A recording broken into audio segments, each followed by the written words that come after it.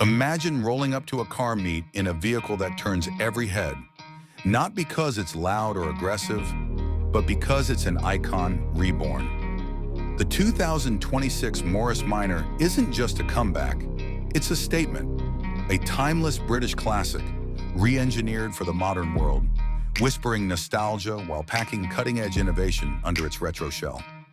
But here's the real question. Does it still capture the soul of the original?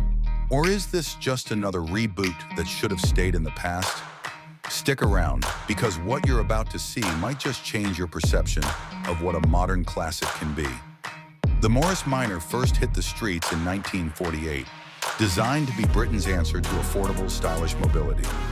It became one of the most beloved cars of its time, quirky, charming, and built to last. But let's be honest, the original was about as fast as a bicycle with a tailwind. Fast forward to today, Morris Garages has brought the legend back with a stunning 2026 redesign. A car that blends mid-century charm with 21st century tech. And before you start picturing a slow, rattling antique, let me hit you with this. A fully electric drivetrain, state-of-the-art autonomous tech, and a design that effortlessly blends vintage appeal with modern aerodynamics. Yes, this is still a Morris Minor, but one that's been hitting the gym and maybe taking a few engineering steroids. But before you get too comfortable imagining yourself behind the wheel, let's talk about what really matters, performance. Because this is where things take a turn. You might expect the 2026 Morris Minor to be a cute, city-friendly EV with a battery range that barely outlasts your morning coffee. But no, this car comes with a 250-mile range, instant torque, and an acceleration time that'll leave modern compacts in the dust. 0 to 60 in just 6.2 seconds, a number no Morris Minor in history could ever dream of. And then there's the interior, a perfect blend of retro design and future tech.